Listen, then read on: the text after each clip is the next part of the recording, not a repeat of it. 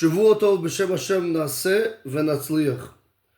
B'Zrat Hashem Rabotai, I was very much inspired to try to do this halachic series of Daled Amot Shel Halacha. And I'll explain to you what I mean in a second.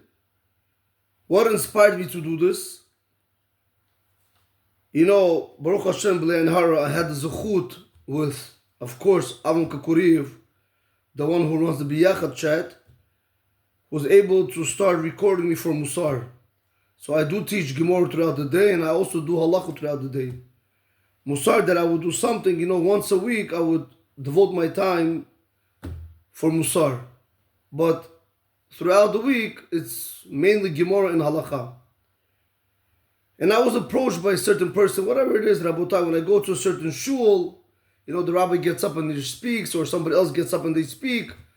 After they say the halacha, somebody comes back and he says to me, is this the halacha? So it's not so simple to say what the halacha is, especially if the rabbi says it the wrong way, or maybe he has a different opinion, or maybe he has a different view. Maybe I didn't see that halacha. So people have a very big misunderstanding when it comes to halacha. They think it's a yes or no type of thing. It doesn't work like that, Rabotai. In any given halacha, we'll see B'Zrat Hashem B'Leneder. What I'm going to try to do with you guys today is try to do the Shulchan Aruch. As we'll see, Rabotai, you're going to have also the Ramah, which is the posting for the Ashkenazim. Our posting is Rabbi Yosef Karo, which is the Beit Yosef, which is the Shulchan Aruch. The Ashkenazim is Rabbi Moshe Isserlich. But we're going to see Rabotai, sometimes we'll pass like the Ramah, something.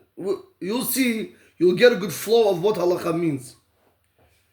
But very importantly, when I'm going to do with you guys, B'Zrat Hashem B'Leneder, the halachot, I want to do the Mishnah Berur, maybe sometimes Berur Halacha, also Shar Tzion, to give you guys even a better understanding of the halacha, B'Zrat Hashem B'Leneder.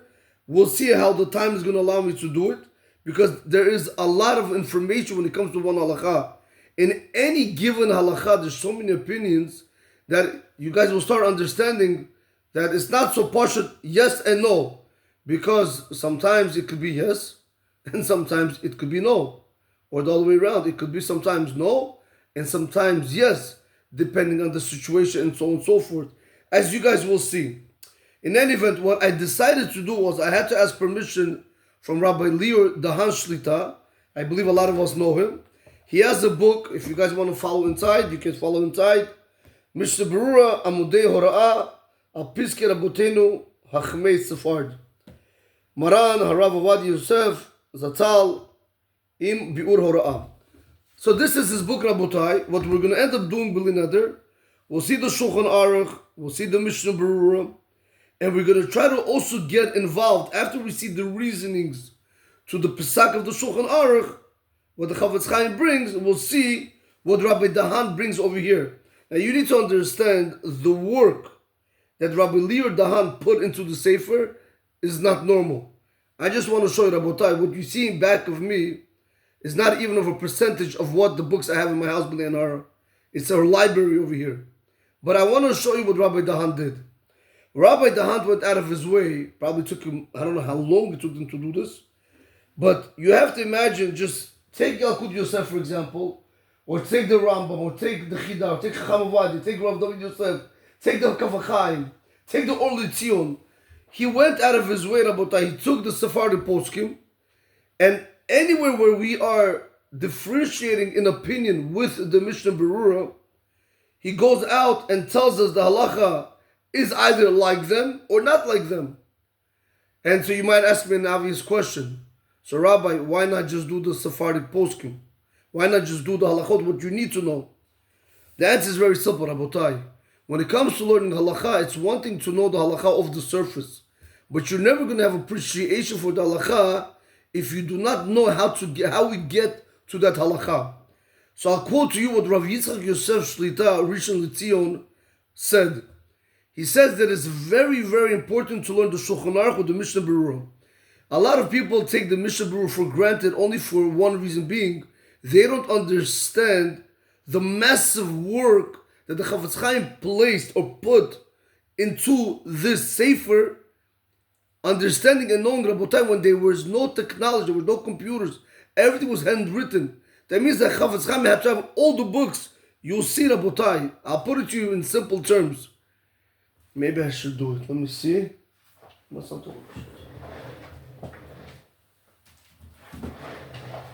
Rabotai, I want to show you something, just to get a better understanding. The Chafetz Chaim, when he wrote the Mishnah Berurah, it took about, I think, about 27 to 29 years, something around there. Now you need to understand, whenever a Talmud Chacham learns a halacha, it's not like what you guys see today. That's not being a Chacham. That's Amaratis. To open up a sefer and just to see what's Mutar Asur, you're not a Talmud Chacham, Rabotai. You're just reading what's Mutar Asur. It's like going and eating what's already prepared for you, but you really did not toil. A Talmud Chacham, he goes and he told and he gets an understanding, eventually starts understanding what the halakha is all about. And I've seen it many times, Rabotai, when a person reads the halakha outside without having back knowledge, information, or the depth of understanding of the halakha, even the halakha itself, they could a lot of times make a mistake.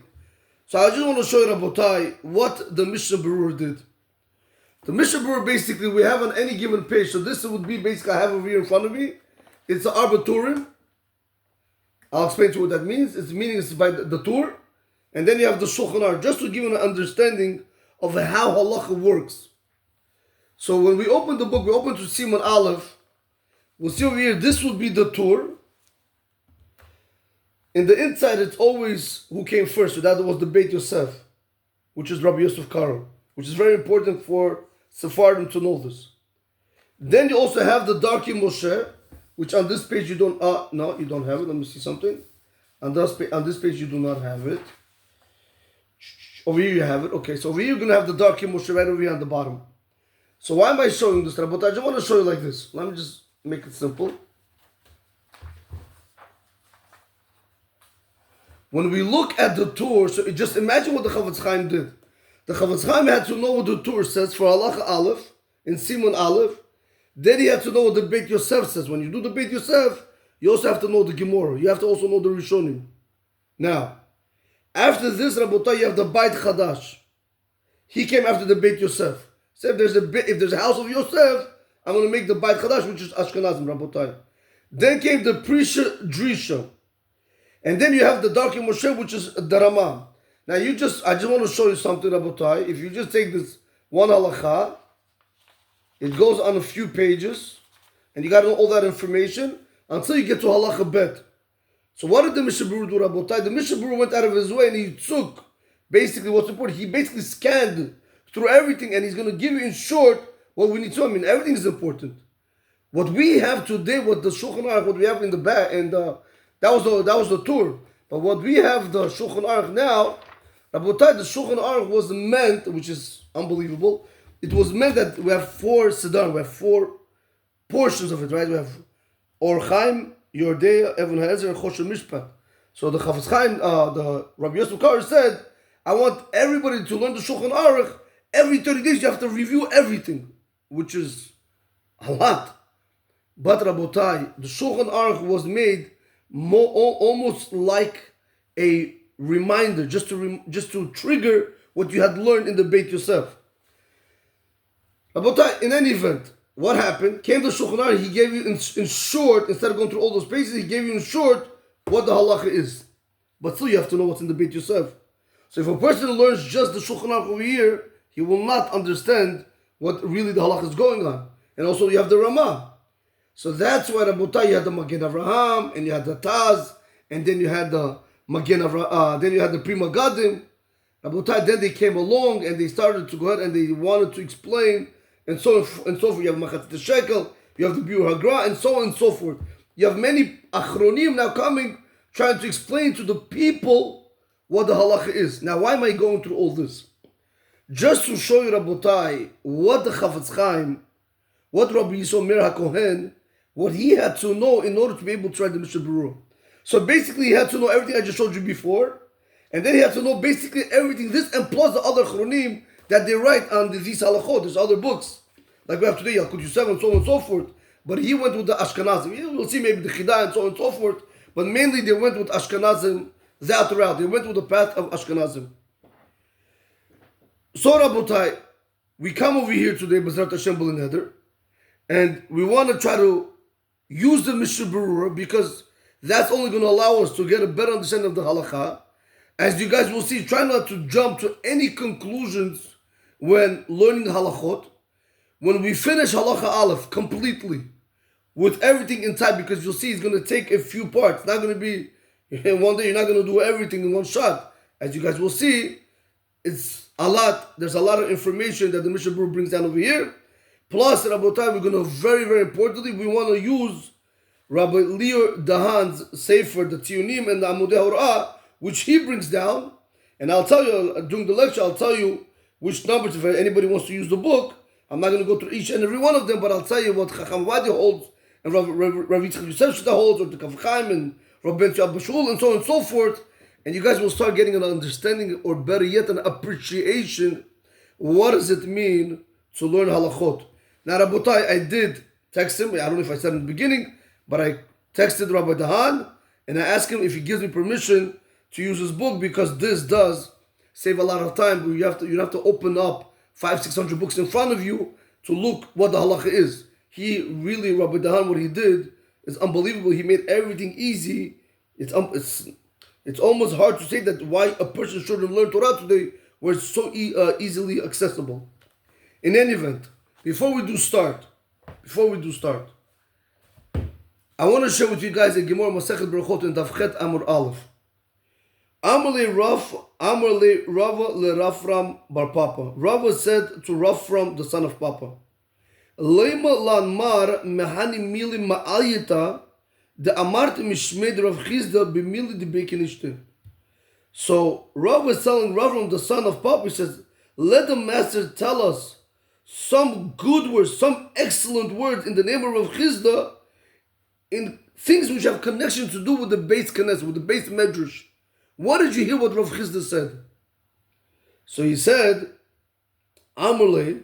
So Rav from Bar Papa said to Rabbah, Hachi Amr Rav Chizda. This is what Rav Chizda said. My dichtiv, what does the verse mean when it says, Ohev Hashem Sha'arei Tzion Mishko Mikol Mishkanotot Michla? Ohev Hashem Sha'arei Tzion Mikol Mishkanot Yaakov. What does this verse mean that Hashem loves all the gates of Tzion, that from all the resting places of Yaakov? So he translates over here and he tries to explain the verse. Ohev Hashem Sha'arim Hamitziyanim Behalacha Yoter Mibatei Kanitziot Umibatei Midrashot Rabotai.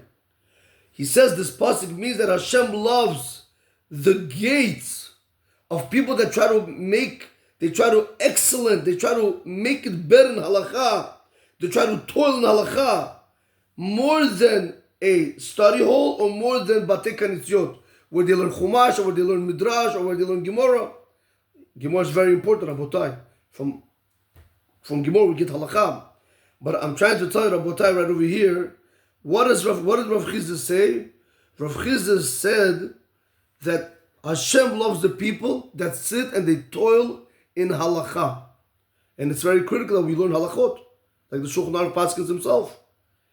Rabotai continues the Gemara and he says, V'hainu da'amar Rabbi Chia bar Ami mishmei de'ulo.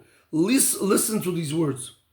And this is what Rabbi Chia, the son of Ami, said in the name of Ula. Miyom shecharav Beit HaMikdash. From the day that the Beit HaMikdash was destroyed, Ein lo lehakadosh baruch hu be'olomo Eila arba amot shel halacha belvad. Rabotai, from the day when the Beit HaMikdash was destroyed, all Hashem has in this world is 4 amot. Amot is a measurement. 4 amot of halacha alone. That means when a person sits down to listen to a halachic shiur, not chumash, not gemara, not midrash, not musar, Rabotai, a halachic shiur, he sits and he wants to learn halacha, you should know right now you made a house for HaKadosh Baruch Hu. Because Hashem does not have in this world, but only the people that sit and learn halacha alone. When they learn Rabotai, this is the resting place for HaKadosh Baruch Hu. Now Rabotai, you're going to tell me, but there's another, the Gemara says, also Moshe Berachot, that when a person learns Torah, Hashem comes and he blesses him. Correct. I'm telling you in the opinion of Rabbi Chia, the son of Ami, and then who said in the name of Ula, From the day that the Beit HaMikdash was destroyed, Hashem does not have a place in the world except for those people that learn halacha alone. That's what the Gemara says. It's Masechet Brachot of Chet, Amud Aleph, which is page 8, side 1. Rabotai, now that being in mind, I want to B'ezrat Hashem to start. Understand, Rabotai, this is it's a monumental task. You know, I had a suffix, I had a doubt. Should I start? B'lein Har Baruch Hashem, Rabotai, I have the zuchut to teach about close to 6 Gemara classes a day. B'lein Har Baruch Hashem. And also Halacha Baruch Hashem. So, it was an option of Halacha or Gemara. So I'm going to tell you straight off the back, Rabotai, there's nothing more important than like learning Gemara. Learning Halacha. I'm not telling people not to learn Gemara. I'm not telling people not to learn Musar. I'm not telling people not to learn Chumash. But time has to be made for Halacha. Because if a person, all he does is learn, but he's not learning Halachot, how is he ever going to know what's required of him? Rabotai, Rav Yitzchak Yosef Shlita, one time he used a very, very strong language. I'm not going to quote exactly what he said. Maybe I should quote I'll quote what he said, because he said it, and thousands of people, if not millions of people, heard him say it. He says you can have, Rabotai, sometimes Roshei Yeshivot. Not to Chasson bring them down, no, Chas v'Shalom. You have sometimes rabbis which are head of the yeshiva, that they delve in so much into the Gemara with all the people, the back and forth, which is beautiful. I don't think there's anything beautiful than that. But Rabotai, when you ask them halacha, since there's so many Rishonim and Achronim and there's so much that's going on, there's so many ways to learn it. But when you ask them halacha, so which way am I going to go, like this, or am I going to go like this? That's why what we have is the Shulchan Aruch. That's why the Rabotai came to Chavetz Chaim. The Chavetz Chaim, when he made the Mishnah Berurah, in his mind, he said, I want to do this for Balabatim. I want to do this for working men, because they're not going to have the time to do the tour, the Beit Yosef, the Beit Chadash, the Prisha, the Drisha, the Dr. Moshe, Magen around. They're not going to have the time to do all these rabbis. So I'm going to make it simple for them. Rabotai, the time came that I don't think that there is a Jew who's a learned Jew that does not have a Mishnah Berurah in his house. Even the biggest Talmidei Chacham use it. Even the biggest rabbis use the Mishnah Berurah, only because he broke everything down so nicely and so beautiful. In any event, I would like to begin, Rabotai. I'll start with one Siman. I'll start with any given Siman only because of either somebody asked me that question, or either because I see it's not being done the way it is. Instead of lashing out at them, we're going to try to educate them in these halachot. We are starting in Chelek Gimel in Halachot Shabbat in Siman Reish Tzadik Tet, and that is Siman 299. So the theme, we'll see B'ezrat Hashem, all this is going to be Shelo le'echol v'lo la'asod shum malacha kodem she'yavdil. A person is not allowed to eat.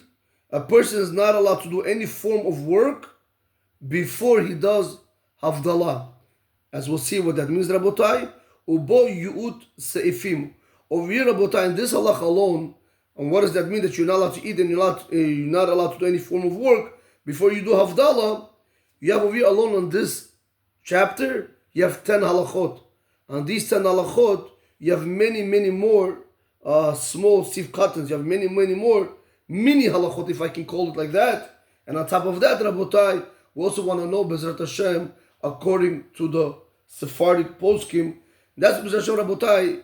What we want to, over here, B'ezrat Hashem, we're going to start, B'lineder, will be Arba Amot Shel Halacha Shel Sephardim. B'ezrat Hashem, B'lineder, may Hashem give us the strength to be able to start and finish it, or hopefully one day to finish all the whole Mishnah Berurah if it's possible. It's about six books. Okay.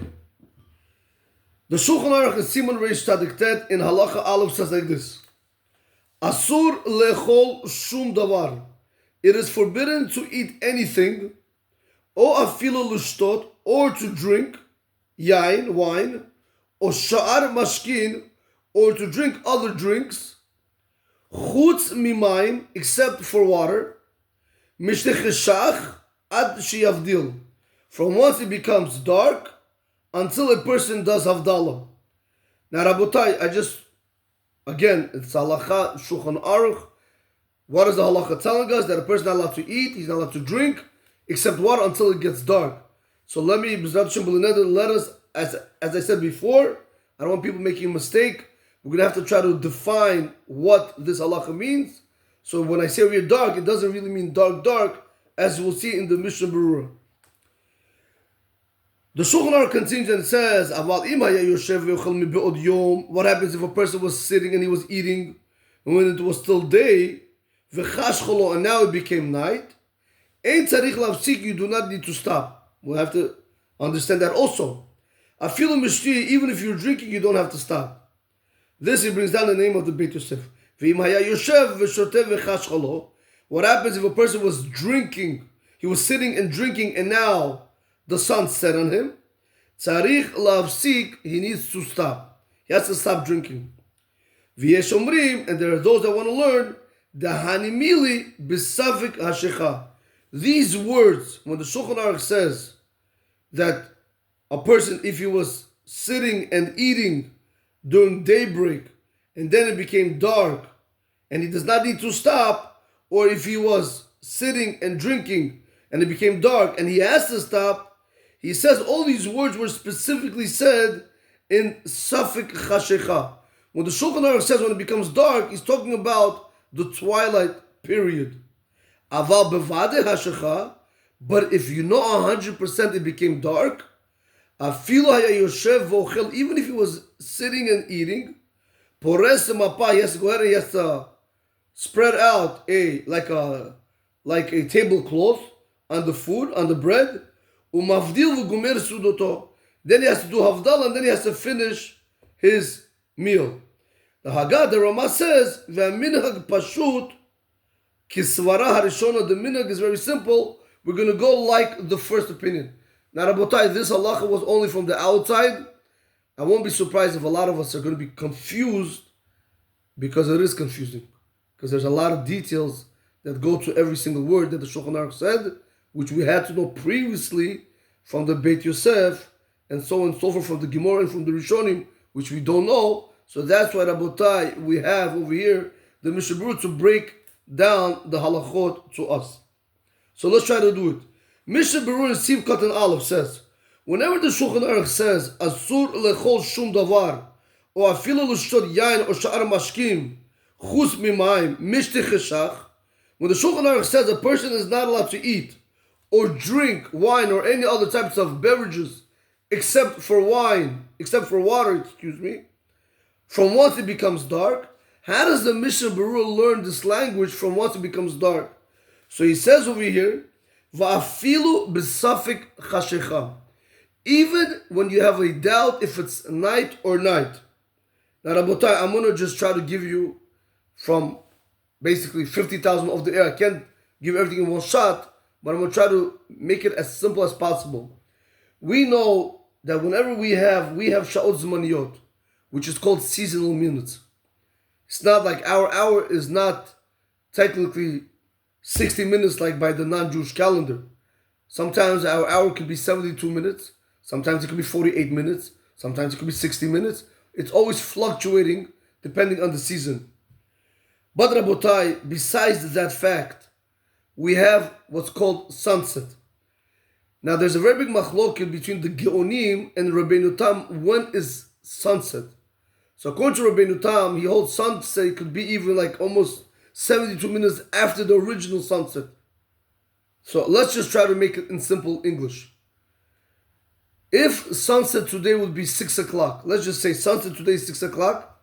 According to Rabbeinu Tam, he says no, sunset will be with the seasonal minutes maybe around 7:15, like something like that, Rabotai. He holds very late. He holds that there's two sunsets. Rabbeinu Tam holds that when the sun just begins to go down, that's the beginning sunset. But the sun is not completely gone from the world. So he holds that's the beginning sunset. When it's completely below the horizon, where you can see when it's really dark, then Rabbeinu Tam says that's when sun really set. And now you begin with the period which is called twilight, which is called, we don't know if it's day or we don't know if it's night. So comes the Shulchan Aruch, and he tells us that you're not allowed to eat or drink anything except for water from once it becomes dark. So the Mishnah Berurah says, when it says over here when it becomes dark, don't think specifically dark, meaning from when the 3 stars come out. The Mishnah Berurah says you have to say even Safek Chashecha. You have to say even when it's doubt, we have a doubt in the night, meaning during twilight. So Rabotai, we don't hold like Rabbeinu Tam. We only hold like Rabbeinu Tam l'chumra, but not l'kula. Meaning, if a person wants to take out Shabbat like Rabbeinu Tam, be my guest. But if a person wants to take in Shabbat, to be lenient, and to take in Shabbat at 7:15, when really you have to take it in, let's say at 6 o'clock, because that's when Shkia really was, that we're not going to allow you. So Rabotai, there's a machlok between Rabbeinu Tam and Geonim. Again, it's a very big biur halacha on it. Just again, I told you, this is like a 3D view, just to get a basic understanding. Over here, Rabotai, whenever we deal with Mishneh Cheshach, we're dealing with the time of the Geonim.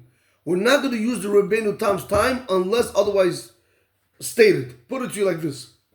So it comes out over here when the Mishnah Berurah says, Va'afilu b'savek chashecha, that even in twilight, so what the Mishnah Berurah is adding, and he's saying this in the name of the Magen Avraham, the Beit Chadash, and also other Achronim, but not like the Taz. He says, look into biur halacha, it's a very long biur halacha, which we're not going to get into that.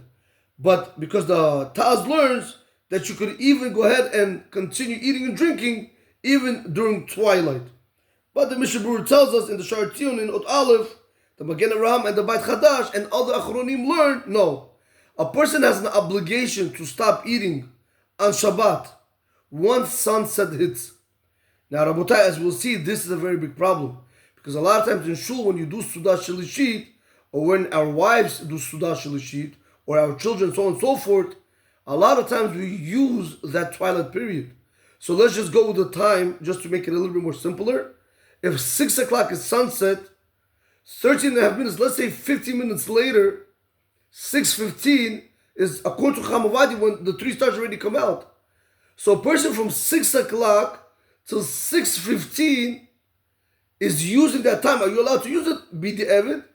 If you didn't get a chance to do it before 6 o'clock, we'll see Belineda, you are allowed to do it after 6 o'clock, but only up to 6:15.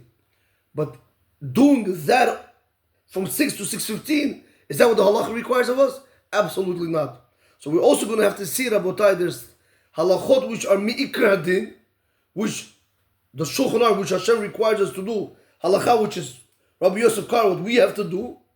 And a lot of times, Rabotai, we also have leniencies which we can fall up on.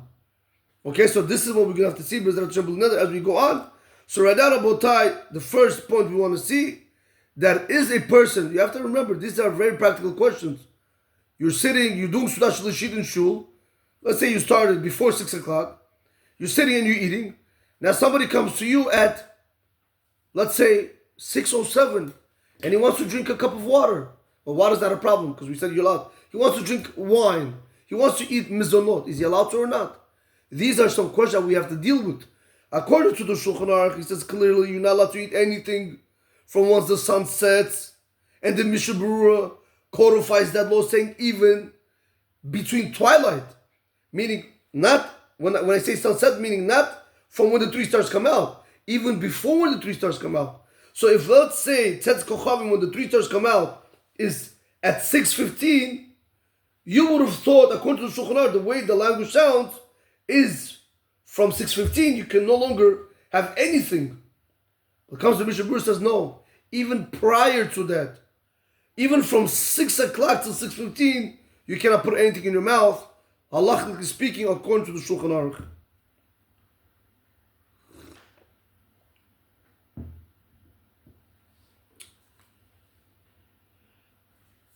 The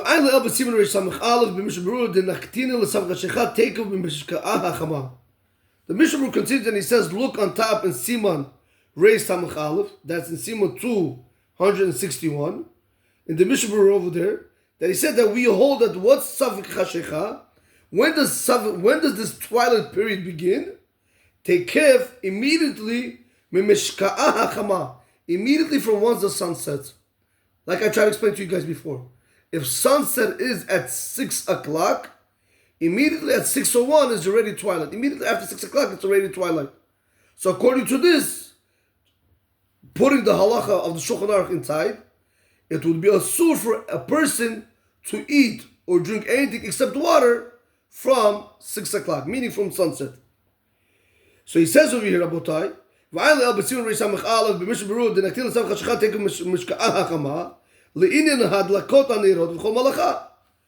he says, when it comes to Savik HaShecha, how do we codify, how do we fence this law, this idea of Savik HaShecha, this idea of twilight? How are we going to say? We're saying it's from sunset, correct? But he said this is from sunset when it comes to lighting candles. That means from after sunset, a woman is never allowed to light candles. We're never going to give a woman permission to light candles after sunset. Now, let me try to go a little bit step further. If sunset is at 6 o'clock, we know usually we give ourselves 18 minutes prior to that because we want to accept Shabbat. We want to accept on the mundane day. We want to put some kiddush. We want to put some holiness in it. It's called Tosefet Shabbat. So adding kiddusha on the mundane. So that's why we start 18 minutes earlier. So you have to just imagine to yourself that whenever you see on the calendar, when you have to light the candles, that's 18 minutes before sunset. But let's say a person didn't get to light it 18 minutes before sunset. We're not going to tell you it's forbidden for you now to light. No, you still have time to light within the 18 minutes. But we're always going to warn the woman or the man, if he's not married, or if he has to light for his wife, there's halachot for this. We're always going to warn them that never to do it 2-3 minutes right before sunset. Yeah, because we're not 100%. Listen, you don't want to play. You're playing with Shabbat over here. But the bottom line is, but once already sunset comes, once already 6 o'clock hits, according to the Geonim, we're never going to allow anybody to do any malacha when it comes to lighting candles, v'chol malacha, or to do any form of work. Nevertheless, he says, nearly, but he says, it seems to me, when it comes to eating the third meal, because we have 3 meals that we eat on Shabbat, 1 is the Friday night meal, 2 is the Shabbat day meal, 3 is the Shabbat afternoon meal. So he says, what happens if a person didn't get a chance to do it before sunset? He didn't get a chance. I don't know, in the shul, he was selling too long, the gabai, or, by the time you got to wash your hands, it was already after sunset. It's a long line. He says, Bevadai tzarich lechol afilu acher shkia. For sure, a person has to go ahead and eat after sunset, which is after 6 o'clock, within our realm of time that I'm trying to explain to you, which would be after 6 o'clock if sunset is at 6 o'clock. Vafilu lish'ar achila, even if he wants to eat other things, mezonot, he wants to eat other types of food. Imu to'ev lechol v'lishtot. If he really has a very big craving to eat or to drink, gam ken en lahachmir, also do not be stringent. Ad chati sha'ah shekodem tzet kochavim. You should not be stringent up until 30 minutes before when the 3 stars come out. Rabotai, I want to stop. I just want to pause right over here because this is already a whole different topic which I have to try to explain, which I'm not going to be able to do in this shiur. I want to try to keep it at a certain range of time, and I want to just be able to get a certain halachot with a full understanding, so this way we'll be able to know or walk away with something. So, just to go back, Rabotai, let's do the review for now. So number 1, Rabotai, this halacha, Rabbi Dahan brings down in his Tiyunim that Chacham Ovadia and Chazon Ovadia agrees to this, that it is asur for a person to start eating from twilight. Lechatchila, initially, we do not allow a person to go ahead and eat. You're going to ask me, the Mishnah Berurah clearly says over here that if a person didn't get a chance to eat, we'll see Sudash Shulashit, he can do it after sunset. We'll see why, maybe next time. And what happens if a person is not washing for bread? What happens if he wants to eat mizonot or other types of fruits? Can he do it if he really has a craving? And the time of great need will allow you to do it from 6 to 6:15. But Rabotai, this is already b'di'evid. This is already post facto. If you didn't do it like this, then it's like this. It's like if I can explain to you how halachot work, they have such a concept that's called in some restaurants or in shows, or I don't know. If you're not buying a seat, it's first come, first serve. So if a person comes, let's say he comes to the Coliseum or the auditorium, and he sits in the front, so he's going to be able to see the producer, the person who's acting, or the rabbi who's going to speak, front row. That's the best. You got the best seats. But the person who comes after him, and so on and so forth, they'll end up in the bleachers. So we have such a concept when it comes to halakha. We have such a concept that's called lechatchila, where the initial way, where this is like the proper way to do it, the best way to do it, if I can call it like that.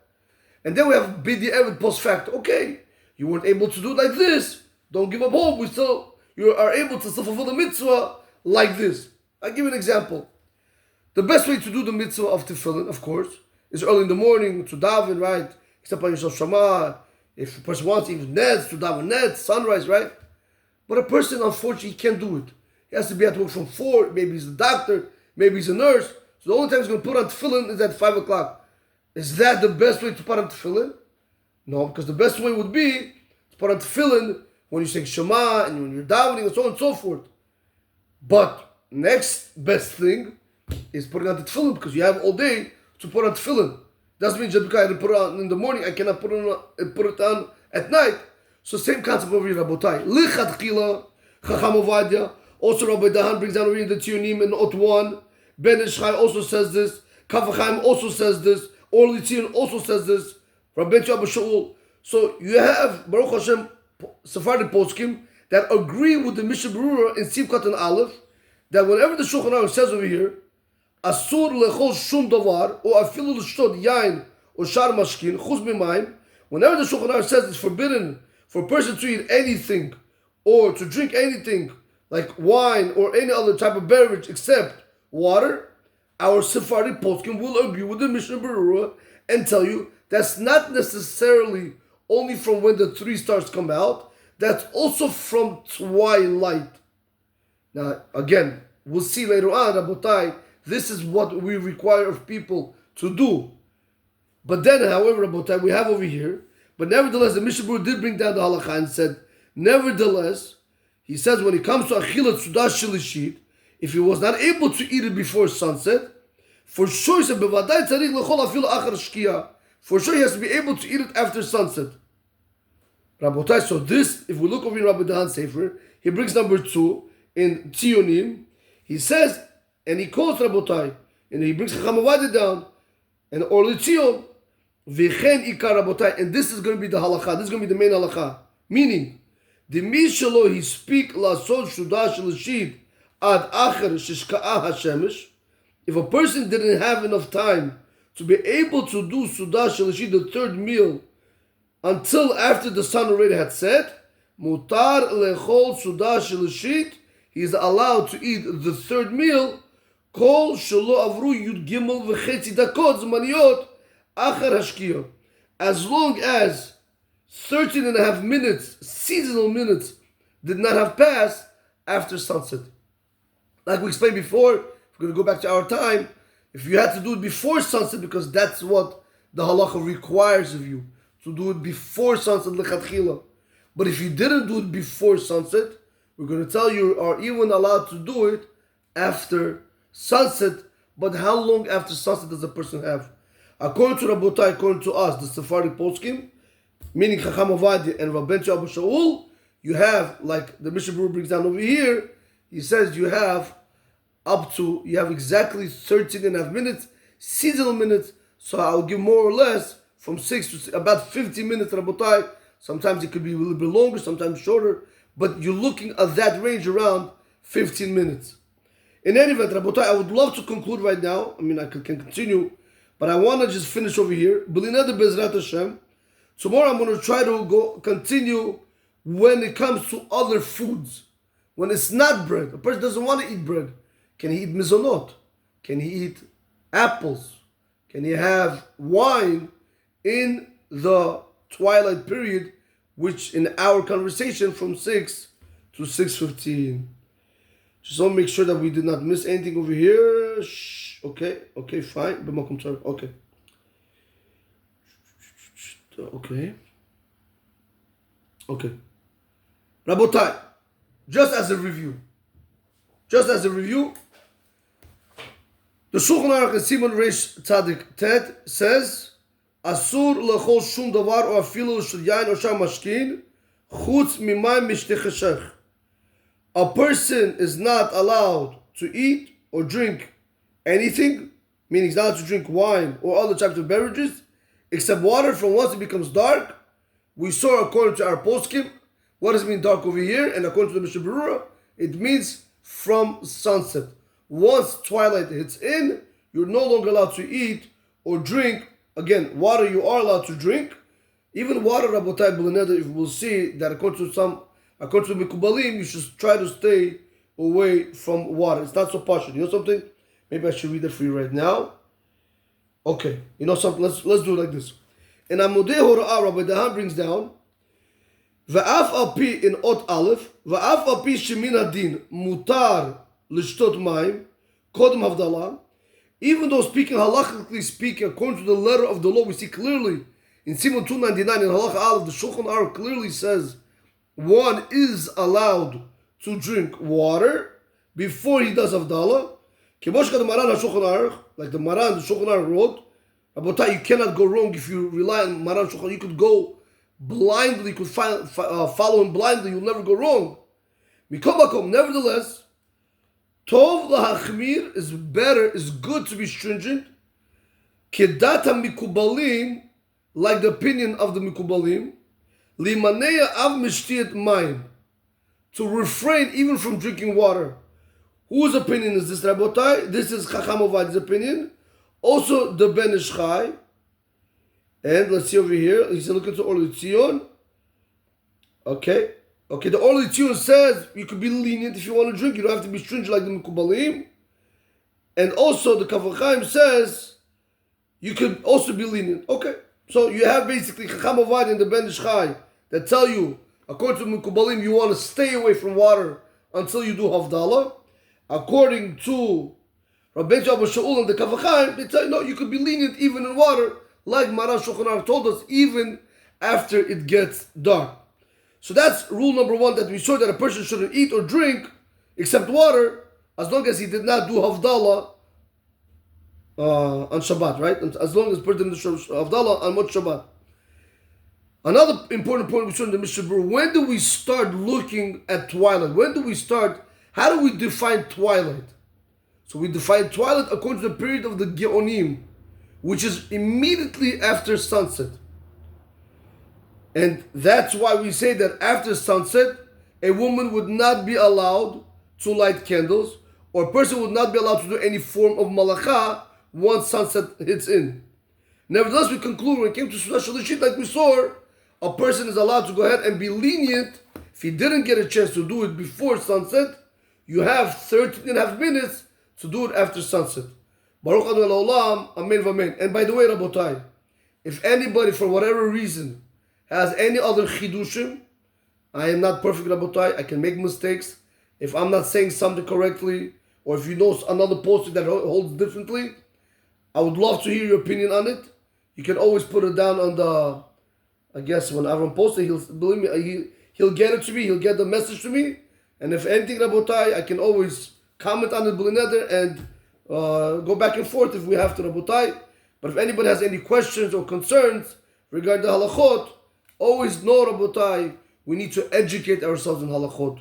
We need to become educational, not ignorant in them. And this is, Rabotai, really, really, as you guys see, I didn't almost touch upon any, I mean, we did touch upon something, but this is just a drop in the ocean of what is required to know from us.